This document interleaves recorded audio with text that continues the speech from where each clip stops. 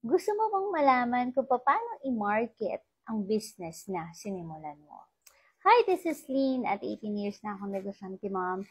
At syempre, kung gusto mong malaman kung paano i-market ang business mo at ano-ano yung mga strategies na dapat mong gawin sa business na inumpisahan mo, tapusin mo ang video na to para malaman mo. Number 1, alamin mo yung mga target customer mo. Gamitin mo yung halo technique. So, ano nga ba yung kanilang hopes and dreams and desires, and ano rin ba yung mga line nila, saan sila nagpupunta, ano-ano yung mga usual na ginagawa nila.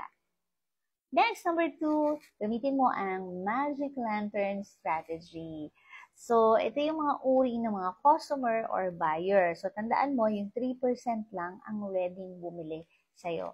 So, yung remaining percent nun, kailangan mo silang in-nurture, bigyan mo sila ng mga freebies, free e-books, free consultations, dahil gusto nga natin malaman or gusto natin ipaalam doon sa customer natin na yon kung ano ba yung services na ino-offer mo. Alright? So, next one naman is gumawa ka ng perfect date. So, ano-ano yung mga perfect date? So, pwede ka, yun nga, sabi ko nga kanina, free consultation, pwede yon. Kung meron kang landing page or website. Next naman is pwede ka rin namang makipag-collab sa mga artista or sa mga influencer para mas malaking market yung matarget mo or ma-reach mo. Okay, so imbis na mag-Facebook ads ka muna or mag-TikTok ads ka, so makipag-collab ka muna, no, kung meron ka namang mga kilala. Next one is the mafia strategy. So, kailangan mo gumawa ng offer na too good to resist. Kapag bumili ka or mag-enroll ka or kumuha ka ng services namin na to, meron kang 50% off for the whole December. O, diba? Sino nga naman ang customer na magre-receipt sa ganong offer? That I don't know kung meron nga magbibigay ng ganong offer. So, sample lang naman yon.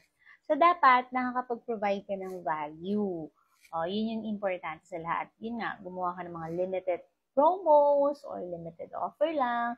So, kailangan mag-purchase ka or pumunta ka sa shop namin para maka-avail ka ng 50%. Next one is automation. So, automation ng mga, kunyari merong nagtanong sa Messenger, automate mo lang siya. So, kahit wala ka, tumatakbo yung business mo or may sumasagot doon. So, with your Messenger automation, syempre, kailangan yon kompleto na doon yung details. Nandun na yung address, nandun na yung anong pangalan, kukunin mo yung contact number nila, tapos nasan yung location ng shop mo. So, nandun na siya lahat, magkano yung pricing mo, nandun na siya sa automated answer ng Messenger. Next one is, of course, you have to evaluate your time. So, umupo ka muna, mag-isip ka, ano-ano ba yung mga dapat mong mga mahalagang gawin, ano pa yung mga dapat mong gawing strategy para mas makabenta ka ng mabuti, since bago nga yun, so yung mga dapat nating isipin. Alright, and lastly, of course, ayusin natin ang ating mindset. So, para mas dumami pa ang ating benta. Alright?